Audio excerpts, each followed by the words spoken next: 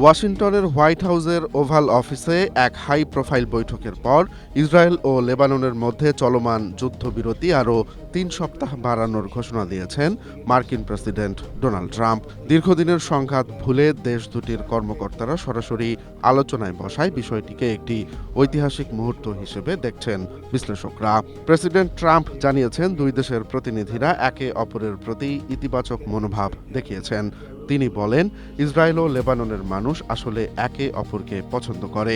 আগামী কয়েক সপ্তাহের মধ্যে লেবাননের প্রেসিডেন্ট এবং ইসরায়েলের প্রধানমন্ত্রী সশরীরে ওয়াশিংটন সফরে আসতে পারেন বলেও ইঙ্গিত দিয়েছেন তিনি। স্ট্রবেরি সুপার ডটেড ও ক্লাসিক ভ্যারিয়েন্টে সেনসেশন জাগুক শিহরণ। মার্কিন ভাইস প্রেসিডেন্ট জেডি ভ্যান্স এবং পররাষ্ট্রমন্ত্রী মার্কো রুবিও এই পদক্ষেপের প্রশংসা করেছেন। রুবিও উল্লেখ করেন, দুই দেশই হিজবুল্লাহর মতো সশস্ত্র গোষ্ঠীর কারণে ক্ষতিগ্রস্ত হচ্ছে।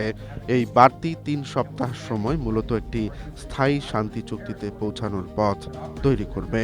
বাংলাদেশের প্রেক্ষাপটে এই শান্তি প্রক্রিয়া গুরুত্বপূর্ণ, কারণ মধ্যপ্রাচ্যে অস্থিরতা কমলে জ্বালানি তেলের বাজারে স্থিতিশীলতা আসার সম্ভাবনা থাকে। তবে এই বিরতি শেষ পর্যন্ত স্থায়ী শান্তিতে রূপ নেয় কিনা সেটি এখন দেখার বিষয়।